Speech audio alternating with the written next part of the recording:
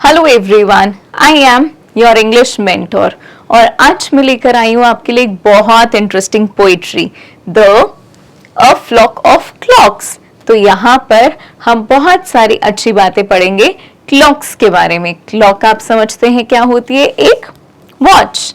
Clock मतलब क्या होती है? एक watch. So recite this pome with me.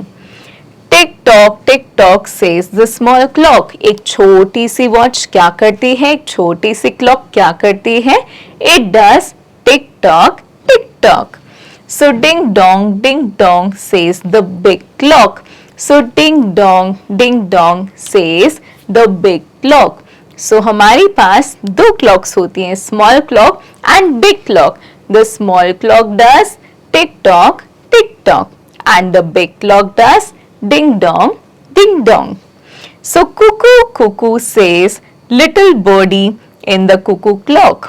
There is a flock of clocks to tell us the time. So cuckoo says the cuckoo clock. So there is this clock in which there is a bird and this says cuckoo at every hour. सो जब भी 2 बजते हैं, 3 बजते हैं, 4 बजते हैं, जब भी आवर्स हैंड ऊपर आता है तो ये क्या करती है? कुकू। तो ये कौन सी क्लॉक्स करती है? कुकू क्लॉक्स करती हैं। और ये हमको पता है क्या बताती है? टाइम बताती है। So big ones, small ones, round ones, long ones, some are kept on the table, some are hung on the wall. तो हम कुछ क्लॉक्स को टेबल पे रखते हैं और हम कुछ क्लॉक्स को वॉल पे लगाते हैं। So clocks are of many types, but the big grandfathers clock and the cuckoo clock are the best of all. जो ग्रैंडफादर की क्लॉक है और जो हमारी कुकू क्लॉक है वो बेस्ट ऑफ ऑल है। हमारे पास जितनी भी क्लॉक्स हैं उन सब में मालूम है बेस्ट क्लॉक कौन सी है? जो मेरे ग्रैंडफादर के पास है और जो यहाँ पर कुकू क्लॉक है। So are you able to understand the poetry? Yes. हमने यहाँ पे क्या समझा कि जो स्मॉल क्लॉक्स होते हैं वो टिक टॉक करते हैं और जो बिग क्लॉक्स होते हैं वो डिंग डोंग करते हैं। और there is a cuckoo clock. एक कुकू क्लॉक भी होता है जो कुकू करता है। और पता है ये सब क्लॉक्स क्या करते हैं? हमें टाइम बताते हैं। और क्लॉक्स के भी बहुत सारे टाइप्स होते हैं। Some are big, some are small, some are long, some are small. So ये सब हमको क्या बताते हैं? टाइम बताते हैं। और पता है बेस्ट क्लॉक्स किसके हैं? ग्रैंडफादर के पास जो क्लॉक है और जो कुकू क्लॉक है वो सब में से बेस्ट है एकदम। Now we are going to attempt the questions and the word meanings. So clock means a device that tells us time. तो जो भी डिवाइस हमको टाइम बताती है हम उसे क्या बोलते हैं? क्लॉक बोलते हैं। बॉडी कौन होती है? छोटी सी बर्ड होती है। एंड हंग मतलब कहीं पे लटकना। सो जब भी हम क्लॉक्स को किसी भी वॉल पे लगाते हम उसको क्या बोलते हैं? क्लॉक hung बोलते हैं। So the clock is hung on the wall, right? Now we will attempt the conceptual assessments. So take the correct answer. अब हमको सब ऑप्शंस में से सही आंसर को पिक करके उसे टिक करना है। So what does the small clock say? Tick tock, रिम झिम और डिंग डोंग। आपको याद है छोटी वाली क्लॉक क्या करती है? Tick tock. बिल्कुल सही जवाब। Who says Kuku in the cuckoo clock? कौन करती है Kuku? Little chick, little puppy or little birdie. So it is the little birdie. And now the big clock says ding dong, tick tock और Kuku. So जो बड़े वाली क्लॉक है वो क्या करती है? It does ding dong. Yes. And now you are going to attempt these descriptive questions. और अब हम करेंगे आगे के कुछ exercises. So now you have to complete the descriptive parts and complete these lines. But here we are going to write the following sounds in the correct blanks. हमको ये सब sounds fill करने हैं ये सब blanks में. So the first one has been done for you. So it is always the ticking of a clock. एक clock क्या हम करती है हमेशा? Tick tick tick tick, right? And dash of a drum. So drum beating, boom, ringing or ticking or clapping. So ticking is already done in the clock. और drum क्या करता है? Beat होता है. So we will write beating of a drum.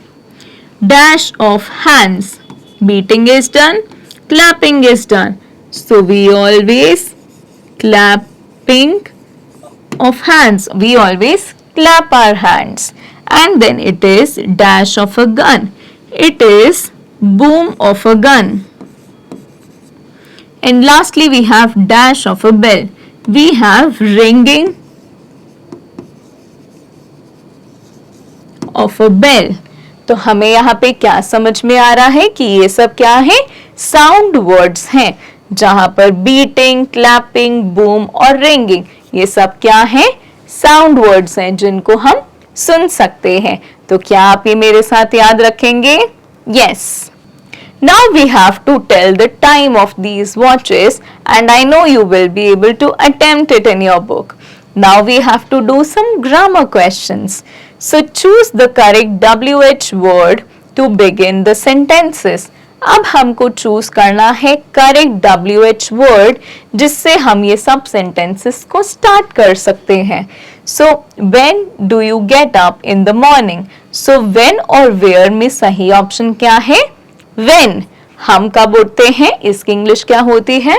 That when do you get up in the morning, right? So the right option was when. So the first one has been done for you. Now you have the second one. So dash do you go to the school? When do you go to school or where do you go to school? So the right option would be when, and you will write when do you go to school. Dash are your books. Who are your books or where are your books? आप क्या use करोगे? आपके books कहाँ हैं? तो कहाँ की English क्या बनेगी? Where.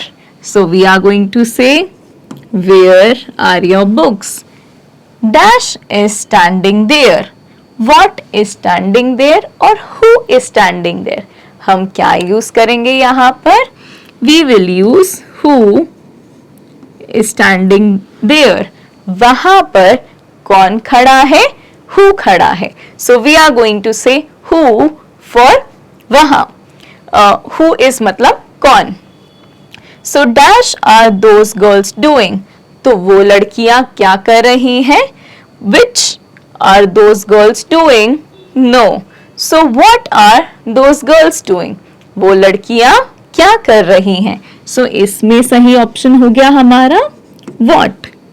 And here it was who. And here it was where.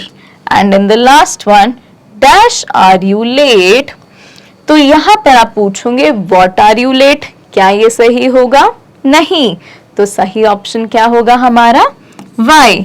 सो आप क्या बोलेंगे इस बार? why are you late. आप लेट क्यों हो गए हो?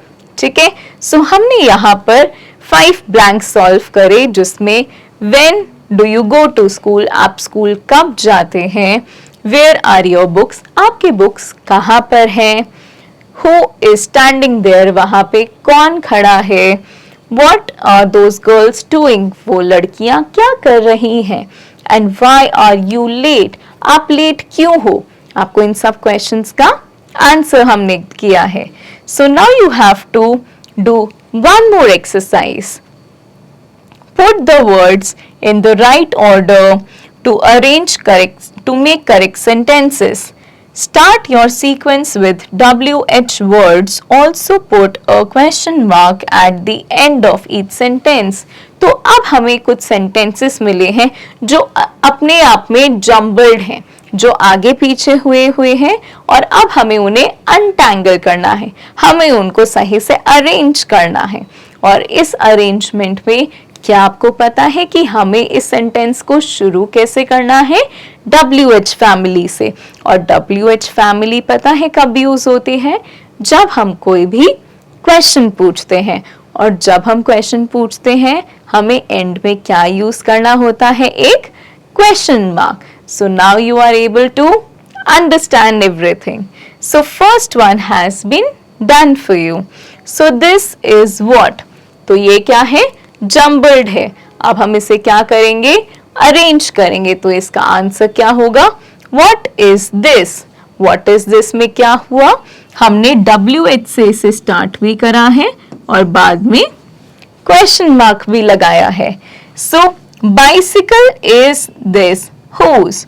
तो हम बोलेंगे whose bicycle is this?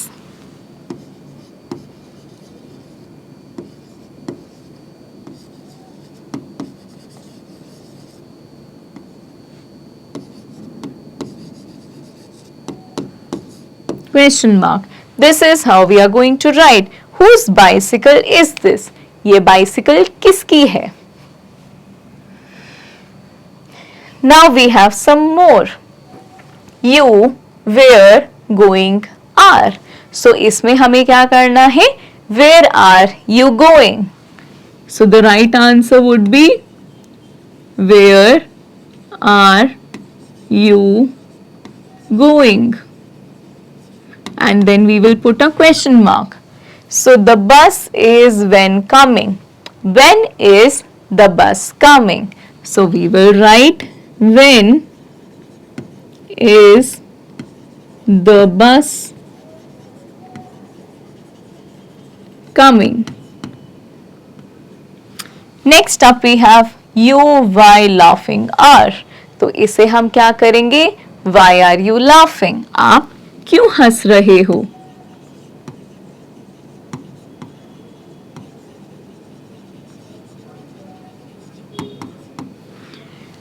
Your class, who is teacher? So who is your class teacher?